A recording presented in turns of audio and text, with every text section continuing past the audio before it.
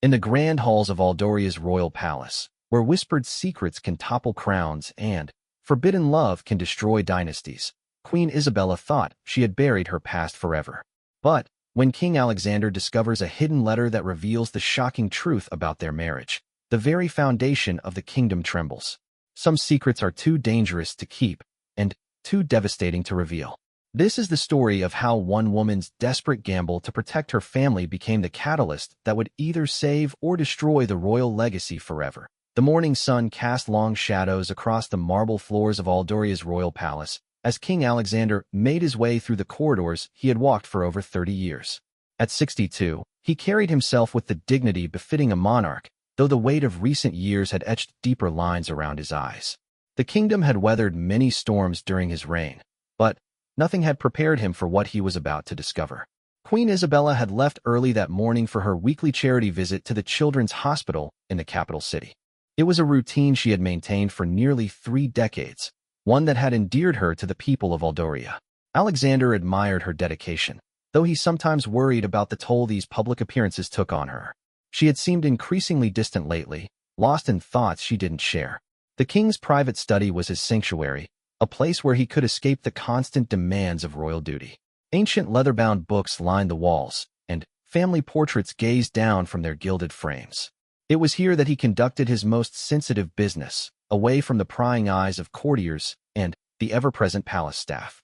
As Alexander settled at his mahogany desk to review the morning's correspondence, his attention was drawn to Isabella's writing desk in the corner.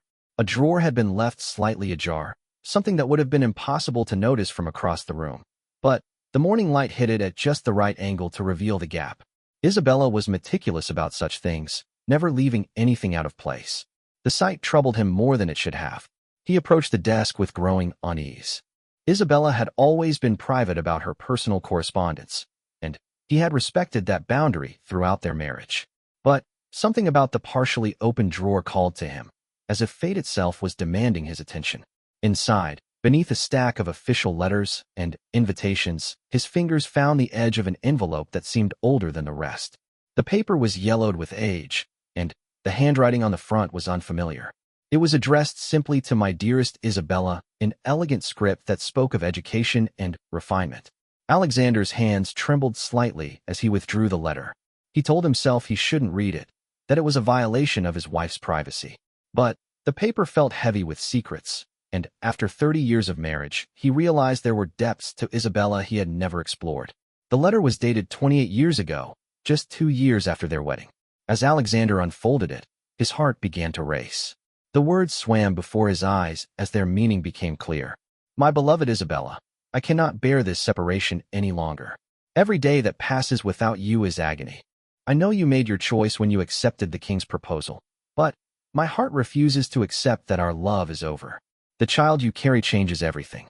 I know the timing makes it impossible to be certain, but in my heart, I believe he is ours. Our son. If there is any chance, any possibility that Prince Edmund is my blood, then I will wait forever for the day when we can be together as a family." The letter was signed, "Forever yours, Marcus." Alexander's vision blurred as the implications crashed over him like a tsunami. Edmund, his beloved eldest son, the heir to the throne of Aldoria, might not be his biological child. The boy he had raised, trained, and loved as his own might be the product of an affair Isabella had hidden for nearly 3 decades. Prince Edmund was 27 now, a capable and beloved future king who bore a striking resemblance to Alexander's father.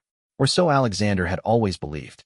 But now, searching his memory, he realized there were differences he had attributed to Isabella's influence. The shape of Edmund's eyes, the way he held his head when deep in thought, even his natural grace in diplomatic situations, all traits that Alexander had assumed came from his wife's noble lineage. The king sank into Isabella's chair, the letter still clutched in his shaking hands. Marcus. The name stirred a memory from those early years of their marriage. Lord Marcus Blackwood, a childhood friend of Isabella's who had served briefly in the royal court before accepting a diplomatic posting to a distant kingdom. Alexander remembered him as charming and intelligent, with a kind of easy confidence that made others gravitate toward him. He also remembered how Isabella's demeanor had changed after Marcus's departure. At the time, Alexander had attributed it to the natural adjustment of married life.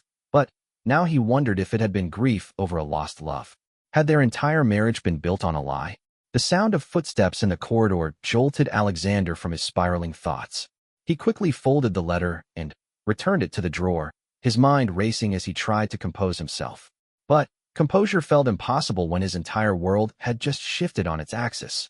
When Isabella returned from her hospital visit that afternoon, she found Alexander in their private sitting room, staring out the window at the palace gardens. She had always been able to read his moods, and something in his posture immediately set her on edge. "Alexander, is everything all right? You look troubled." He turned to face her, and Isabella's breath caught at the expression in his eyes. There was a coldness there she had never seen before, mixed with something that looked dangerously like betrayal. "We need to talk," he said simply. Isabella's composure, perfected through decades of royal training, began to crack. She had lived with her secret for so long that she had almost convinced herself it was buried forever. But, looking at her husband's face, she knew with sinking certainty that her past had finally caught up with her. "About what?" she managed to ask, though her voice sounded foreign to her own ears. Alexander reached into his jacket and withdrew the letter. Isabella's face went white as she recognized the aged paper, the familiar handwriting that had once meant everything to her. "About Marcus Blackwood," Alexander said, his voice deadly quiet. "About the real father of our son." The silence that followed was deafening. Isabella felt the carefully constructed walls of her life crumbling around her. For 28 years, she had carried this burden alone, protecting not just herself, but Edmund and the entire royal family from a scandal that could destroy them all. "Alexander, please," she began. But he held up his hand to silence her. "Is it true?" he asked. "Is Edmund his son?" Isabella's legs gave out, and she collapsed into the nearest chair. The weight of nearly 3 decades of deception suddenly felt unbearable. She looked at the man she had learned to love, the man who had given her a crown and a purpose, and realized that her silence had become a poison that was now destroying everything they had built together. "I don't know," she whispered, the admission tearing from her throat like a physical wound. "I truly don't know." Alexander's face crumpled at her words. Somehow, her uncertainty was worse than a definitive answer would have been. It meant that for 27 years, every time he had looked at Edmund with paternal pride, there had been this shadow of doubt hanging over them all. "How could you not tell me?" he asked, his voice breaking. "How could you let me raise another man's child without knowing?" "Because I love you both," Isabella said, tears streaming down her face. "Because Edmund is your son in every way that matters. You raised him, you shaped him, you made him the man he is today. I couldn't destroy that." "That wasn't your decision to make," Alexander said, standing abruptly. The letter fell from his hands, fluttering to the floor between them like a fallen leaf. "You stole that choice from me. From Edmund. From our entire family." Isabella watched helplessly as her husband walked toward the door. Every instinct screamed at her to follow him, to keep fighting for their marriage. But she knew that some bridges, once burned, could never be rebuilt. "Where are you going?" she called after him. Alexander paused at the threshold, his hand on the ornate door handle. When he turned back, his face was that of a stranger. "To decide what to do with a crown that might have been built on lies," he said. "And to figure out how to tell our son that everything he believes about himself might be false." The door closed behind him with a finality that echoed through the chamber like a funeral bell. Isabella was alone with the ruins of her marriage, her secret finally, free but taking everything she held dear with it into the light. Outside the palace walls, the people of Aldoria went about their daily lives, unaware that their monarchy was teetering on the edge of collapse. The sun continued to shine on the kingdom's gardens, but inside the royal residence, the shadows were growing longer and darker than they had ever been before. As Isabella sat in the gathering twilight, she couldn't help but think of Marcus, somewhere in a distant kingdom, probably unaware that his long-ago letter had just set in motion events that could change the course of Aldoria's history forever. She had thought her secret was safely buried, but secrets, like seeds, have a way of sprouting when you least expect them to. The first crack in the royal facade had appeared, and Isabella knew with growing dread that it was only the beginning of the earthquake that was about to shake her world apart. The palace had never felt so vast and cold as it did in the days following Alexander's discovery. The king moved through his duties like a man sleepwalking through a nightmare, his mind constantly returning to the letter and its devastating implications.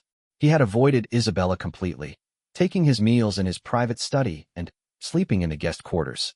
The staff, trained to be invisible and silent, said nothing about the unusual arrangements, but Alexander could feel their worried glances following him through the corridors. 3 days passed in this suspended state of disbelief before Alexander finally summoned the courage to do what he knew he must. He needed to speak with Prince Edmund, but the very thought of the conversation filled him with a mixture of rage and heartbreak. How do you tell your son that his entire identity might be a lie? Edmund arrived at his father's study that evening with his characteristic easy confidence. At 27, he had grown into everything a future king should be: intelligent, compassionate, and naturally commanding without being arrogant. The sight of him made Alexander's chest tighten with emotion. Whatever the truth about Edmund's parentage, this young man was his son in every way that mattered. "You wanted to see me, father?" Edmund asked, settling into the chair across from Alexander's desk. He had noticed the tension in the palace over the past few days, the way conversations stopped when he entered rooms, the unusual absence of his mother from family dinners. Alexander studied his son's face, searching for resemblances that might confirm or deny his worst fears. Edmund had Isabella's eyes, that much was certain, but the shape of his jaw, the way he carried himself, Alexander had always seen himself in these traits. Now he wondered if he had been seeing what he wanted to see rather than what was actually there. "Edmund," Alexander began, then stopped. How could he even begin to approach this topic? "What do you know about your mother's life before our marriage?" The question clearly caught Edmund off guard. His eyebrows rose slightly, and he leaned back in his chair. "Not much, really. She was from a noble family, well-educated, moved in the right social circles." "Why do you ask?" Alexander reached into his desk drawer and withdrew the letter. He had read it so many times over the past 3 days that he could recite it from memory, each word burning itself deeper into his consciousness with every repetition. "Because I've discovered that there are things about those early years that your mother never shared with either of us," Alexander said, extending the letter toward his son. "Things that could change everything we thought we knew about our family." Edmund took the letter with growing unease. As he read, Alexander watched his son's face transform from confusion to shock to something approaching devastation. When Edmund finally looked up, his face was pale and his hands were shaking. This is suggesting that I might not be your son," Edmund said, his voice barely above a whisper. "It's more than suggesting," Alexander replied heavily. "According to the dates, your mother was involved with this Marcus Blackwood right around the time you were conceived. She's admitted she doesn't know for certain who your father is." Edmund stood abruptly, the letter falling from his nerveless fingers. He began pacing the room like a caged animal, running his hands through his dark hair in a gesture Alexander recognized as his own. Or was it? Now every familiar trait seemed suspect. "This can't be true," Edmund said, his voice growing stronger with denial. "Mother would never. She couldn't have hidden something like this for my entire life." "She has hidden it," Alexander said grimly. "For 27 years, she's let both of us live a lie." The study door burst open suddenly, and Isabella stood in the doorway, her face flushed from running. She had seen Edmund heading toward Alexander's study and had known instinctively what was about to happen. "Alexander, please," she gasped, "don't do this. Not like this." "Mother." Edmund turned toward her, his eyes wide with shock and confusion. "Is it true? Is this letter real?" Isabella's heart broke at the pain in her son's voice. She had known this day might come, but she had prayed it never would. Looking at Edmund now, seeing him struggle with the same doubts that had tormented her for decades, she realized that her silence had protected no one. "Yes," she whispered, the word barely audible. "The letter is real." The admission hit Edmund like a physical blow. He staggered backward, gripping the edge of a bookshelf for support. "How could you not tell me? How could you let me live my entire life not knowing who I really am?" "Because you are exactly who you've always been," Isabella said desperately, stepping into the room despite Alexander's glare. "You are a prince of Aldoria, the rightful heir to the throne, the son of the man who raised you and loved you from the moment you were born." "But am I his son?" Edmund demanded, gesturing toward Alexander. "Am I actually royal blood, or have I been preparing my entire life for a throne I have no right to inherit?" The question hung in the air like a sword waiting to fall. It was the heart of everything, the doubt that could unravel not just their family, but the entire political structure of the kingdom. "There's only one way to know for certain," Alexander said quietly. "We could arrange for testing. Medical examination that would determine paternity definitively." "No," Isabella said immediately, her voice sharp with panic. We can't. If word of this got out, if there was even a rumor that Edmund's legitimacy was in question, it would destroy the monarchy. The political consequences would be catastrophic. And what about the personal consequences?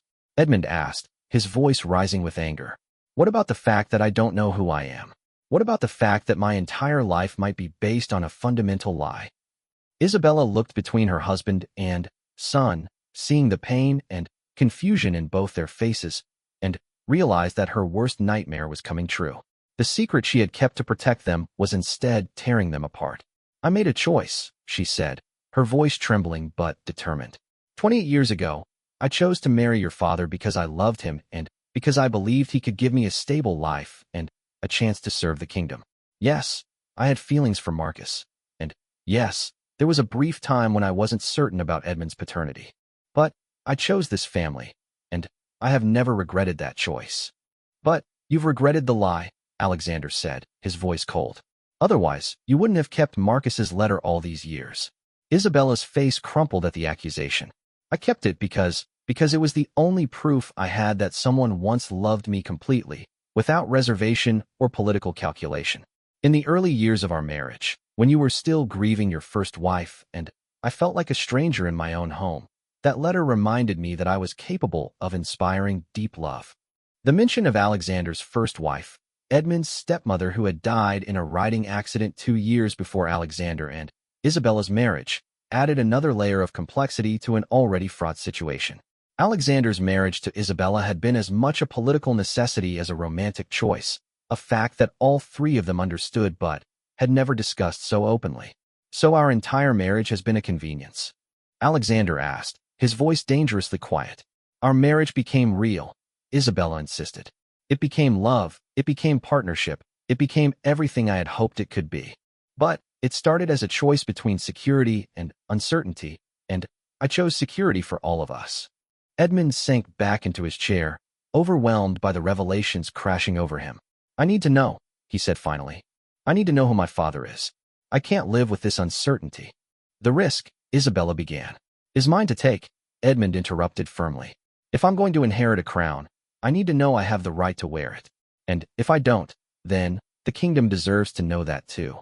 Alexander looked at his son with a mixture of pride and heartbreak. Even in the midst of personal crisis, Edmund was thinking like a true leader, putting the needs of the kingdom above his own comfort. We'll need to be careful about how we proceed, Alexander said slowly. If we arrange for testing, it will have to be done in complete secrecy. Only the three of us can know, at least until we have definitive answers. And if the results show that Edmund is not your biological son? Isabella asked, her voice barely above a whisper. The question settled over them like a shroud. They all understood the implications. If Edmund was not Alexander's son, it would create a constitutional crisis that could tear the kingdom apart. The laws of succession were clear.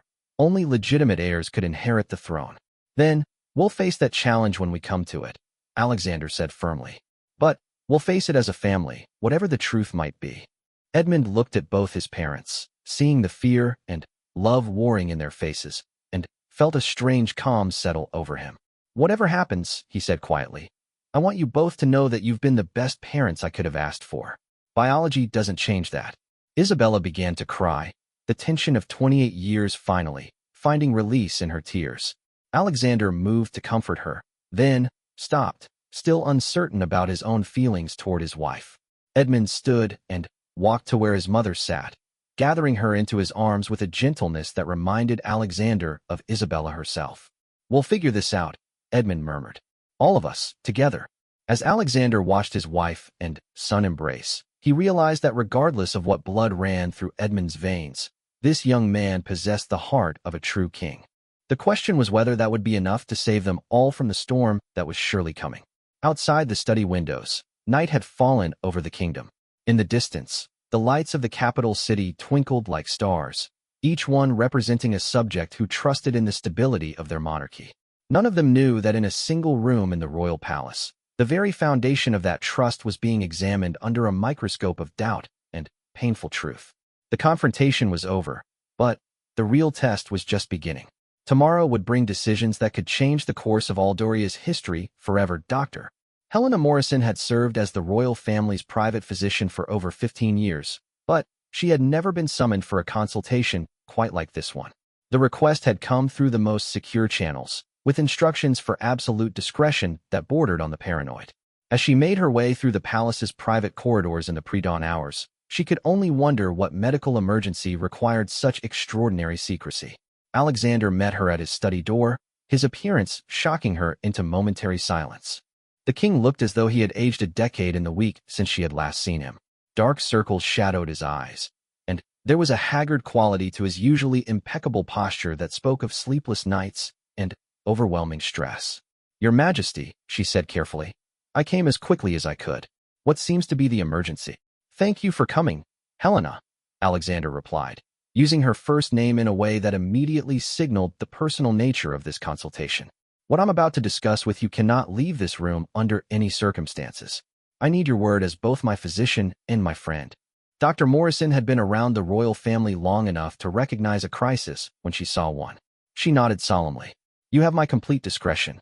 Alexander gestured for her to take a seat, then began pacing behind his desk like a man wrestling with demons.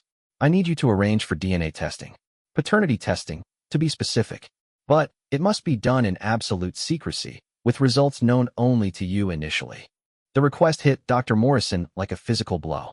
In all her years serving the royal family, she had become skilled at reading between the lines, and the implications of what Alexander was asking were staggering. "Your Majesty," she said carefully, "such testing would require samples from both the father and child in question, as well as potentially the mother for comparison." "Are you asking me to test?" "Prince Edmund and myself," Alexander confirmed, his voice steady despite the magnitude of what he was revealing. "There are questions about Edmund's paternity that have recently come to light. Questions that must be answered definitively." Dr. Morrison felt the ground shift beneath her feet. Prince Edmund's legitimacy was fundamental to the stability of the monarchy. If there were doubts about his parentage, the political ramifications could be catastrophic. "Sir," she said slowly, "I must ask you to consider the broader implications of this request. If such testing were to become public knowledge, or if the results were to challenge the prince's legitimacy." "I understand the risks," Alexander interrupted. "But living with uncertainty is no longer an option. We need to know the truth, whatever it might be." Dr. Morrison was quiet for a long moment, weighing her professional obligations against her loyalty to the crown. Finally, she nodded. "I can arrange for the testing to be done at a private laboratory outside the capital, one that specializes in sensitive cases. The samples would be processed under false identities, and I would handle the collection and transport personally." "How long would it take to get results?" 72 hours, perhaps 96 at the outside," she replied. "But, Your Majesty, I must stress again the importance of considering all possible outcomes before proceeding. If Prince Edmund is not your biological son, then we'll deal with that reality when we have confirmation," Alexander said firmly. "But I will not continue living a lie, and I will not ask my son to build his future on uncertain foundations." Meanwhile, in another wing of the palace, Edmund was conducting his own investigation into the man who might be his biological father. Lord Marcus Blackwood's name had haunted him for days, and he had finally decided to use his royal access to diplomatic records to learn more about this mysterious figure from his mother's past. The royal archives were vast and meticulously organized, containing centuries of diplomatic correspondence, trade agreements, and personnel records. Edmund had dismissed the archival staff for the day, claiming he needed privacy for research into historical trade relations. In reality, he was searching for any trace of the man who might have fathered him. He found Marcus Blackwood's service record after several hours of searching. The file painted a picture of a capable and intelligent diplomat who had served Aldoria with distinction before accepting a posting to the distant kingdom of Valmont. Edmund studied the accompanying photograph with intense scrutiny, searching for any resemblance to his own features. Marcus had been handsome in the classical sense, with dark hair and penetrating eyes that seemed to hold hidden depths. There was something about the shape of his mouth, the way he held his head, that gave Edmund an uncomfortable sense of recognition. Was he seeing a resemblance that actually existed, or was his mind creating connections that weren't really there? The file contained letters of recommendation that spoke to Marcus's character and abilities. One, written by Edmund's maternal grandfather, described him as a young man of exceptional promise, with the kind of natural charisma and diplomatic instinct that could take him to the highest levels of government service. Another, penned by the foreign minister, noted his particular skill in matters requiring delicacy and discretion. But it was a personal note, filed apparently by accident among the official documents, that stopped Edmund's heart. It was written in his mother's handwriting, though the signature was not her current one. Instead, it was signed Isabella Whitmore, her maiden name. Marcus, the note read, I cannot thank you enough for your support during these difficult weeks. Your understanding and patience have been a comfort beyond measure. Whatever the future holds, I will always treasure the time we've shared and the connection we've discovered. Please know that you will always hold a special place in my heart, regardless of the paths our lives may take. Edmund read the note 3 times before its full significance sank in. This wasn't just a diplomatic courtesy or a formal thank you. This was a love letter, or at least the kind of intimate communication that passed between people who shared something deeper than friendship. The date on the note made his stomach clench with recognition. It was written just 6 weeks before his parents' engagement was announced to the kingdom. Edmund sank back in his chair, the note trembling in his hands. His mother had been involved with Marcus Blackwood right up until the moment she became engaged to his father. The timing made it entirely possible that her relationship with Marcus had continued even after her engagement, right up until the point when she would have realized she was pregnant. A sound in the corridor outside made Edmund quickly return the files to their proper places. He couldn't risk anyone discovering what he was researching, but he also knew he needed to learn more. If Marcus Blackwood was his father, then Edmund needed to understand what kind of man he was, and whether he posed any threat to the royal family's current stability. That evening, the 3 members of the royal family gathered for what they had all silently agreed would be their last dinner together before learning the truth about Edmund's parentage. The DNA samples had been collected that morning by Dr. Morrison in a procedure that felt more like a criminal investigation than a medical examination. Isabella had prepared Edmund's favorite meal, a childhood comfort food that seemed absurdly innocent given the circumstances. The conversation was stilted and artificial, each of them carefully avoiding the topic that dominated their thoughts. I've been thinking, Edmund said finally, setting down his fork. Regardless of what the tests show, we need to have a plan for how to handle the political implications. Alexander nodded grimly. I've been considering the same thing. If the results confirm that you are not my biological son, we'll need to move quickly to manage the constitutional crisis. What kind of crisis are we talking about? Edmund asked, though he suspected he already knew the answer. According to the traditional laws of succession, only legitimate heirs can inherit the throne, Alexander explained. If you're not my biological son, then, legally speaking, you would have no claim to the crown. But those laws were written in a different era, Isabella protested. Surely the concept of legitimacy has evolved beyond simple biology. The law is the law, Alexander replied. Though there might be ways to address the situation. We could potentially change the succession laws, but that would require approval from Parliament and would likely trigger exactly the kind of public scrutiny we're trying to avoid. Edmund was quiet for a moment, processing the full magnitude of what his father was saying. And if we choose not to reveal the truth, if we simply continue as we have been, then we live with the knowledge that the crown is being passed to someone who may not have a legal right to it, Alexander said. And we risk the truth coming out later, which could be even more devastating. The weight of the decision pressed down on all of them. There were no good options, only varying degrees of potential disaster. There's something else I need to tell you both, Edmund said finally. I've been researching Marcus Blackwood. I found evidence in the diplomatic archives that suggests his relationship with Mother continued right up until her engagement to Father. Isabella's face went white at the revelation. She had thought those private notes were safely buried in the past, forgotten among the thousands of documents in the royal archives. Edmund, she began, but he held up his hand to stop her. I'm not judging you, Mother. I just need to understand the full scope of what we're dealing with. If Marcus was indeed my father, then his involvement in your life was much more significant than a simple youthful romance. Alexander absorbed this information with the same grim expression he had worn for days. Do we know where Marcus is now? Whether he's still alive? According to the diplomatic records, he's been serving as Valmont's ambassador to the Northern Territories for the past 15 years, Edmund replied. He never married, and he never returned to Aldoria after his initial posting. The implications of Marcus's continued bachelor status were not lost on any of them. Had he been carrying a torch for Isabella all these years? Did he know about Edmund's existence and suspect the truth about his parentage? We need to be prepared for the possibility that Marcus might come forward if he learns about the DNA testing, Alexander said. A man who has spent 27 years wondering about a potential son might not remain silent forever. As if summoned by their conversation, a knock came at the dining room door. One of the palace staff entered with a message that made them all freeze. Your Majesty, the servant said, bowing slightly, we've received word that Lord Marcus Blackwood, ambassador from Valmont, has requested a formal audience with the royal family. He's currently en route to the capital and expects to arrive within the week. The silence that followed was deafening. After 27 years of absence, Marcus Blackwood was coming home to Aldoria at the exact moment when his past with Isabella was about to be exposed. The timing seemed too convenient to be mere coincidence. Did he give a reason for the visit? Alexander managed to ask. He cited urgent diplomatic matters requiring direct discussion with Your Majesty. The servant replied. The message indicated that the matter was of significant importance to both kingdoms. Edmund looked at his parents and saw his own fear reflected in their faces. In less than a week, they would know the truth about his parentage, and Marcus Blackwood would be standing in their throne room, potentially unaware that he was looking at the son he had never known he had.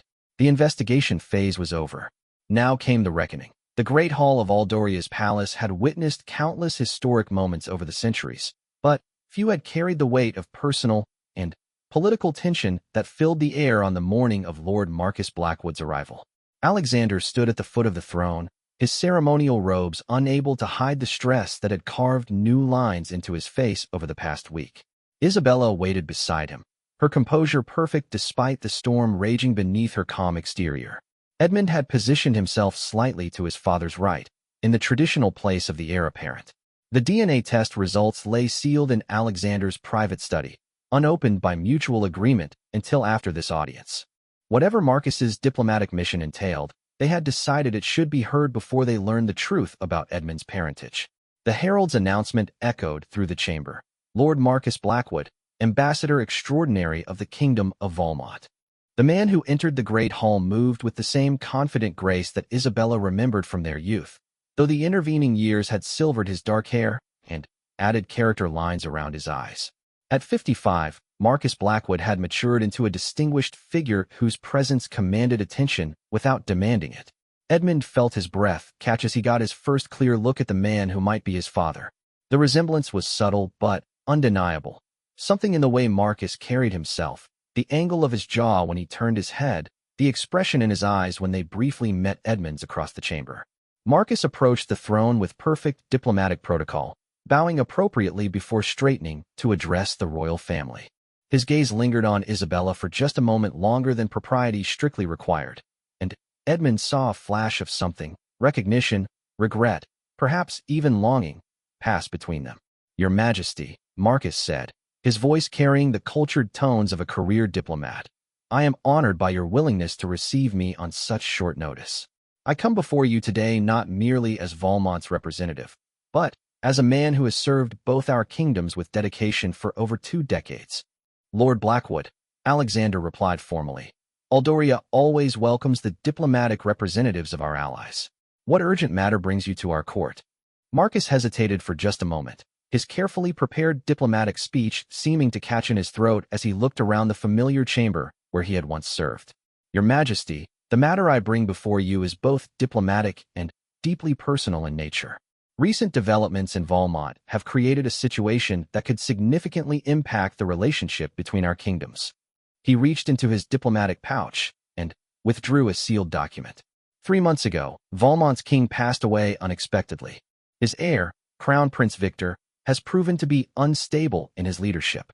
There are credible concerns that he intends to break our long-standing alliance with Aldoria and align instead with the Northeastern Coalition. Alexander frowned at this news. The Northeastern Coalition was an aggressive alliance of kingdoms that had been expanding their influence through military pressure and economic coercion. An alliance between them and Valmont would significantly shift the balance of power in the region. This is troubling news indeed, Alexander said. But surely Valmont's internal politics are not something that requires personal intervention from you. Marcus took a deep breath, and Edmund saw his hands tremble slightly as he prepared to reveal whatever had really brought him back to Aldoria. The situation is more complicated than simple politics, Your Majesty. Crown Prince Victor has discovered certain information about my past service in Aldoria, and he is using that information to question my loyalty to Valmont. He has demanded my recall from the diplomatic corps, and he has threatened to make public certain allegations about my time here that could damage both kingdoms. Isabella's face had gone pale, and Edmund saw her grip the arm of her chair with white knuckles. Whatever allegations Victor was threatening to reveal, they clearly related to Marcus's relationship with the Queen. What kind of allegations? Alexander asked, his voice dangerously quiet.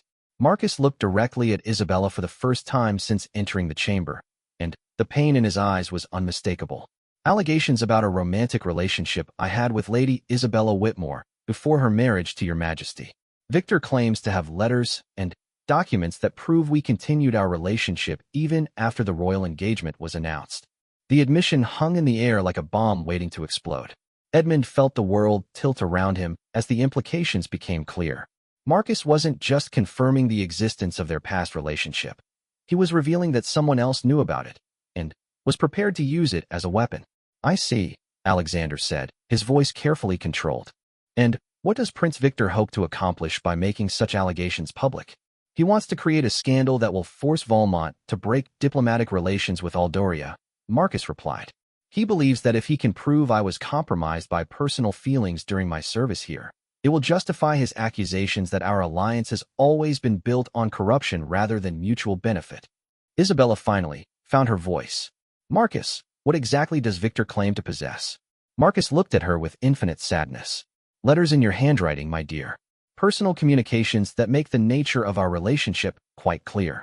And other evidence that suggests our connection may have had consequences neither of us intended. Edmund's heart stopped beating for a moment as the meaning of Marcus's words sank in. Other evidence could only mean one thing. Somehow, Victor suspected the truth about Edmund's parentage. What other evidence? Alexander demanded, his royal composure finally cracking. Marcus reached into his diplomatic pouch again, this time withdrawing a small portrait. It showed a young woman and infant, painted in the style popular 27 years ago. Even from across the chamber, Edmund could see that the woman bore a striking resemblance to his mother as a young woman.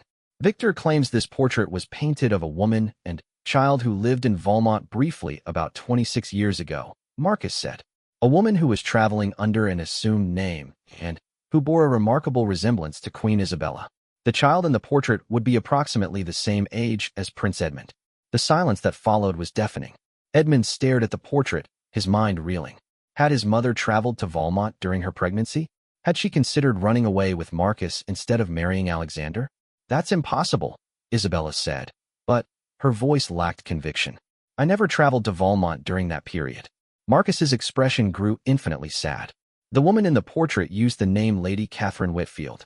But Victor's investigators have discovered that no such person existed in any of the kingdom's records. They believe it was an alias. Edmund stepped forward, his voice stronger than he felt. Lord Blackwood, are you suggesting that you believe I might be your son? The directness of the question clearly caught Marcus off guard. He stared at Edmund with an expression that mixed hope, fear, and desperate longing. I have wondered, Marcus admitted, his diplomatic training finally failing him. The timing of your birth, your mother's behavior in those final weeks before the engagement. I have carried questions about you for 27 years, Your Highness. Alexander stood abruptly, his chair scraping against the marble floor with a sound like breaking glass. This audience is over, he declared. Lord Blackwood, you will be escorted to guest quarters where you will remain until we have decided how to respond to these allegations. Your Majesty, Marcus protested, there is more. Victor has set a deadline. If I do not return to Valmont within a fortnight with assurance that all diplomatic ties will be severed, he will make his evidence public. He believes that exposing a scandal about the royal succession will so destabilize Aldoria that you'll be forced to accept unfavorable terms in any future negotiations. The threat was clear and immediate. Victor wasn't just trying to end the alliance between the kingdoms. He was attempting to blackmail the royal family into submission by threatening to expose Edmund's potentially illegitimate birth. How much time do we have? Alexander asked. 11 days, Marcus replied. I am sorry, Your Majesty. I never wanted any of this to come to light. I have spent nearly 3 decades protecting Isabella's reputation and your family's privacy. Edmund looked at the man who might be his father and felt a strange mixture of gratitude and resentment. Marcus had kept their secret, but his very existence had created a vulnerability that enemies could exploit. Guards, Alexander called. Escort Lord Blackwood to the tower suite. He is to be treated as an honored guest, but he is not to leave the palace grounds or communicate with anyone outside these walls. As Marcus was led away, he caught Edmund's eye one final time. The look that passed between them was heavy with unspoken questions and possibilities. In 11 days, the truth about their relationship might be public knowledge, whether they wanted it to be or not. After the great hall had emptied, the royal family stood together in the echoing silence, each lost in their own thoughts about what they had just learned. The DNA results, Isabella said finally. We need to know now. Alexander nodded grimly. Dr. Morrison is waiting in my study. Whatever the tests reveal, we have less than 2 weeks to decide how to handle not just our family crisis, but a potential international incident. As they walked toward the study where their fate awaited them in a sealed envelope, Edmund couldn't help but think about the portrait Marcus had shown them. Somewhere in a distant kingdom, evidence of their family's secrets was being weaponized by enemies they had never even known they had. The return of Marcus Blackwood had changed everything. Now they weren't just dealing with questions about the past. They were facing threats to the future of the entire kingdom. The great hall fell silent behind them, but Edmund could still feel the weight of Marcus's presence in the palace like a ghost from a past that refused to stay buried. In 11 days, everything would change, one way or another. The truth was finally within reach, but with it came dangers none of them had anticipated. Dr. Morrison's hands trembled slightly as she held the sealed envelope containing the DNA test results. The royal family had gathered in Alexander's private study, the weight of anticipation heavy in the air like the moment before a thunderstorm breaks. Through the windows, storm clouds were indeed gathering over the palace, as if nature itself sensed the magnitude of what was about to be revealed. Before we open this, Alexander said, his voice steady despite the turmoil Edmund could see in his eyes, I want you both to know that regardless of what these results show, nothing will change how I feel about our family. Isabella reached for Edmund's hand, gripping it tightly. Whatever we learn today, we face it together, she whispered. Edmund nodded, though his heart was racing so fast he could barely speak. 27 years of certainty about his identity was about to be either confirmed or shattered forever. Dr. Morrison looked to Alexander for permission, then carefully opened the envelope. Her eyes scanned the document quickly, and Edmund watched her expression change from professional neutrality to something approaching shock. What does it say? Isabella asked, unable to bear the suspense any longer. Dr. Morrison looked up, meeting each of their eyes in turn. The test results are conclusive, she said softly. King Alexander, you are not Prince Edmund's biological father. The words hit the room like a physical blow. Isabella gasped and doubled over as if she'd been punched in the stomach. Alexander staggered backward, gripping the edge of his desk for support. Edmund felt the world spin around him, everything he had ever believed about himself crumbling in an instant. There's more, Dr. Morrison continued gently. I took the liberty of running a comparison analysis with DNA samples from the Blackwood family lineage that are on file from Marcus's previous diplomatic medical examinations. The results strongly suggest a paternal match. Edmund sank into a chair, the full reality crashing over him. Marcus Blackwood was his father. Everything about his royal identity, his claim to the throne, his entire life's purpose had been built on a lie. 27 years, Alexander said, his voice breaking. 27 years I've loved you as my son, and you're telling me that love doesn't change, Edmund said fiercely, standing to face the man who had raised him. You are my father in every way that matters. You taught me everything I know about leadership, about honor, about what it means to serve others. Biology doesn't erase that. Alexander's eyes filled with tears as he looked at the young man he had watched grow into everything a king should be. But legally, I have no claim to the throne, Edmund finished. I understand that. Isabella finally straightened, wiping tears from her face. There has to be something we can do. Some way to address this that doesn't destroy everything we've built. A knock at the study door interrupted them. Alexander called for entry, and a palace guard appeared with an urgent message. Your Majesty, Lord Blackwood has requested an immediate audience. He claims to have received an urgent communication from Valmont that changes everything about his mission here. The 3 family members exchanged glances. The timing seemed impossible to be coincidental. Bring him here, Alexander said grimly. It's time for all the secrets to come into the light. Marcus entered the study 5 minutes later, his diplomatic composure showing signs of strain. He looked around the room, taking in their tear-stained faces and the DNA test results still visible on the desk. "I see you've learned the truth," he said quietly, his eyes finding Edmund's face with unmistakable paternal recognition. "Yes," Edmund replied simply. "You're my father." Marcus closed his eyes for a moment, and when he opened them, they were bright with unshed tears. "I've wondered and hoped and feared this moment for 27 years. To finally know." "Why are you here, Marcus?" Alexander interrupted, his voice carefully controlled. "What news from Valmont?" Marcus straightened, forcing himself back into diplomatic mode despite the emotional upheaval. "Crown Prince Victor is dead. Killed in a hunting accident 3 days ago. The circumstances are suspicious, but the immediate result is that his younger brother, Prince William, has assumed the throne. William is a completely different kind of ruler, reasonable, diplomatic, committed to maintaining Valmont's alliances." "What does this mean for the threats against our family?" Isabella asked. "The blackmail scheme dies with Victor," Marcus replied. "The evidence he gathered will likely be destroyed by William's administration as part of cleaning up his brother's more questionable activities. But there's more." Marcus reached into his diplomatic pouch and withdrew another document. "King William has extended an offer to Edmund. He's aware of the questions about his parentage. Victor's investigation was thorough enough that the new king learned everything. But instead of seeing this as a scandal to exploit, William sees it as an opportunity." "What kind of opportunity?" Edmund asked warily. "A marriage proposal," Marcus said. "William's daughter, Princess Charlotte, is 23 and remarkably intelligent. She's been educated in statecraft and diplomacy specifically to make an advantageous political marriage. William believes that a union between Princess Charlotte and Edmund could forge an unprecedented alliance between our kingdoms."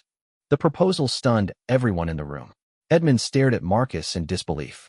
"He wants me to marry his daughter despite knowing I have no legal claim to Aldoria's throne? He believes your royal upbringing and proven character matter more than your bloodline," Marcus explained. "And he's prepared to make an extraordinary offer to formalize the arrangement." Marcus opened the document and began to read. "King William proposes to formally adopt Edmund as his heir, with the understanding that Edmund would inherit both Valmont and, eventually, any claim he might legally establish to Aldoria's throne. In essence, Edmund would become a king in his own right while maintaining his connection to the kingdom that raised him." Alexander processed this information with growing amazement. William would make Edmund his heir, even though he has his own children. "William's only son died of illness 2 years ago," Marcus explained sadly. "Charlotte is brilliant and capable, but Valmont's laws prevent female inheritance unless there are no male heirs. By adopting Edmund and arranging his marriage to Charlotte, William solves his succession crisis while creating the strongest possible alliance with Aldoria." Edmund stood and began pacing, his mind racing through the implications. "What about Aldoria's throne? If I accept this offer, what happens to the succession here?" Alexander and Isabella exchanged glances. They had been dreading this conversation, but it had to happen. "Edmund," Alexander said gently, "even if you remained here, your claim to the throne is now legally questionable. We could fight it in Parliament. We could try to change the succession laws, but it would create exactly the kind of constitutional crisis we've been trying to avoid." "But you have another son," Isabella said quietly. "Prince Richard is legitimate, and he's shown great promise in his military training." Prince Richard, Edmund's younger half-brother, was 22 and had always assumed he would serve the kingdom in the military rather than inherit the crown. But he was unquestionably Alexander's biological son and a capable leader in his own right. "Richard would make a fine king," Edmund agreed. "Perhaps even a better one than I would have been. He has a gift for connecting with people that I've always envied." Marcus watched this conversation with growing emotion. "Edmund, I want you to know that whatever you decide, I am incredibly proud of the man you've become. Alexander and Isabella raised you to be everything a father could hope for in a son." Edmund looked at the man who had unknowingly shaped his entire life through his absence. "And I want you to know that I don't resent the choices you and Mother made. You both did what you thought was best at the time." "So what happens now?" Isabella asked. "Do we tell the kingdom the truth? Do we try to manage this transition quietly?" Alexander stood and moved to the window, looking out at the storm clouds that were finally beginning to release their burden of rain. "We tell the truth," he said finally. "Not all of it, perhaps, enough to make the transition legitimate and honorable. He turned back to face the room. We announce that Edmund has decided to accept a diplomatic marriage that will strengthen our alliance with Valmont. We explain that this union will require him to abdicate his claim to Aldoria's throne, and we name Richard as the new heir apparent. The personal details of why this is happening remain private. And the marriage proposal? Edmund asked, looking at Marcus. Princess Charlotte doesn't know me at all. How can we ask her to marry a stranger? Marcus smiled for the first time since entering the room. Actually, Charlotte has been following your career for years. King William shared reports of your diplomatic successes and charitable work with her as examples of the kind of leadership she should aspire to. She specifically requested that if a marriage was to be proposed, it should be with you. The revelation that he had been admired from afar by a woman he had never met added another layer of surreal complexity to an already impossible situation. I need time to think, Edmund said finally. This is not just about my future, but about the future of two kingdoms and a woman who deserves better than a marriage arranged out of political necessity. Of course, Marcus replied. King William has given us a month to respond. But, Edmund, I want you to know, Charlotte insisted that any marriage proposal include a provision that the union only proceed if both parties agree willingly after meeting in person. This isn't just a political arrangement. It's a chance for you to choose your own destiny. As the afternoon storm raged outside, the royal family sat in contemplative silence, each processing the magnitude of the changes ahead. Edmund's life as he had known it was ending, but something new and unexpected was beginning. 3 weeks later, Prince Edmund stood in the throne room of Valmont's royal palace, facing a young woman with intelligent eyes and a warm smile. Princess Charlotte was even more remarkable in person than her father's descriptions had suggested. Beautiful, yes, but, more importantly, possessed of the kind of inner strength and sharp wit that Edmund had always hoped to find in a partner. Your Highness, she said with a slight curtsy that somehow managed to be both respectful and playfully mocking. I understand we're supposed to fall in love for the good of both our kingdoms. No pressure at all. Edmund laughed, feeling genuinely relaxed for the first time in weeks. Princess Charlotte, I have a confession to make. I'm actually not a legitimate prince at all. Does that complicate your willingness to marry me for political reasons? Only if you think marrying a woman who's more interested in reading diplomatic treaties than planning parties will complicate your willingness to marry me for political reasons, she replied with a grin. As they talked through the afternoon, Edmund realized that this impossible situation might actually be leading him toward the kind of life he had never dared to hope for. Not the throne he had been born to inherit, but a partnership based on mutual respect, shared values, and the possibility of genuine love. 6 months later, King Edmund I of Valmont stood beside Queen Charlotte at their coronation, having formally been adopted as King William's heir and married in a ceremony that celebrated not just their union but the alliance between their kingdoms. In the royal box, King Alexander and Queen Isabella watched with pride as their son claimed a crown he had earned through character rather than inherited through blood. Prince Richard had proven to be a natural and beloved heir apparent to Aldoria's throne, bringing a common touch and military background that resonated with the people.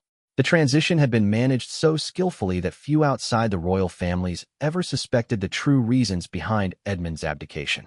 And, in a private moment during the coronation festivities, Marcus Blackwood finally had the chance to embrace the son he had never known, both of them understanding that love and family can be built on much more than just shared DNA. The truth had set them all free, even if it hadn't been the truth any of them had expected to discover. The crown Edmund wore was different from the one he had been born to inherit, but it was his by right of choice, merit, and the love of the people he now served. Sometimes, the most devastating secrets can become the foundation for the most beautiful new beginnings. In the end, blood had proven less important than character, and character had proven to be the truest form of royal inheritance of all.